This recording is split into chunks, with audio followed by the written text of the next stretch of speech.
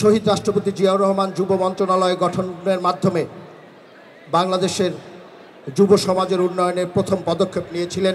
বাংলাদেশের 18 কোটি মানুষ এখন বিশ্বাস করে যে বাংলাদেশ জাতীয়তাবাদী দল যে 31 দফা দিয়েছে সেটি শুধু বলার জন্য নয়, শুধু কথার ফুলঝুরি নয়, কাজের মাধ্যমে বাংলাদেশকে উন্নতির স্বর্ণ শিখরে নিয়ে যেতে চাই।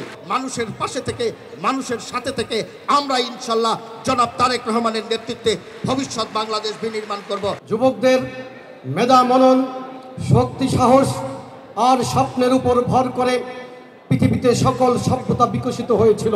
যুবকদেরকে আজ বিভ্রান্ত করা হচ্ছে, যেমনিভাবে স্বাধীনতা উত্তর বাংলাদেশের যুব সমাজকে কলুষিত করা হয়েছিল, বিভ্রান্ত করা হয়েছিল।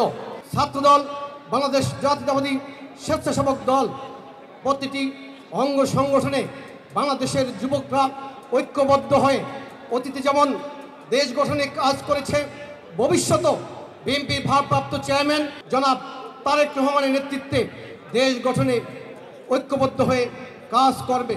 বাংলাদেশের মানুষের বুঝতে বাকি নাই যে আগামীর ভবিষ্যৎ নেতৃত্ব যার হাতে দেশ নিরাপদ সেটি হচ্ছে তারেক রহমান। আজকের যুব সমাজ কি চায়?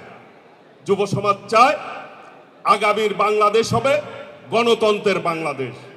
যুবকরা যে ভোট দিতে পারে নাই, এই ভোট নিয়ে এখন যারা ষড়যন্ত্র করছে, একটু সাবধানে পথ চলা উচিত, তাদের রাজনৈতিক পদক্ষেপ নেওয়া উচিত। জনগণ থেকে, যুব সমাজ থেকে কিন্তু আপনারা বিচ্ছিন্ন হয়ে যাবেন। বান্ডেল থাকলে প্রতি সেনমানিতে টাকা বাঁচবে। বিকাশ সেনমানি বান্ডেল কিনে জিতুন প্রতি লেনদেনে। আগামীর বাংলাদেশের এই যুবকরাই সরকার গঠনের ক্ষেত্রে ভূমিকা রাখতে চায়।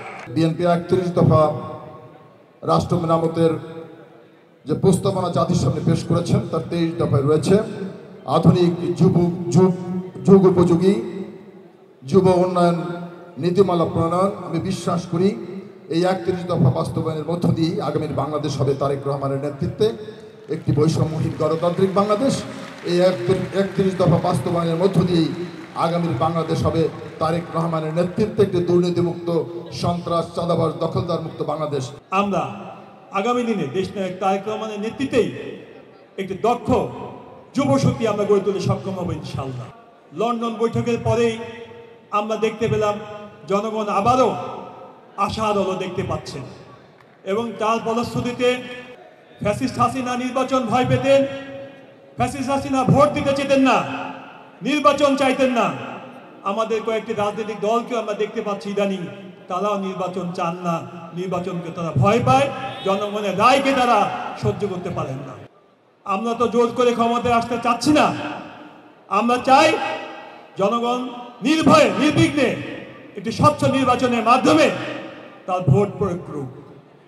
জনগণের ভোটে একটি গণতান্ত্রিক সরকার প্রতিষ্ঠা হোক। আমরা যদি ভালো কাজ করে থাকি, জনগণ আমাদের ভোট দিবে।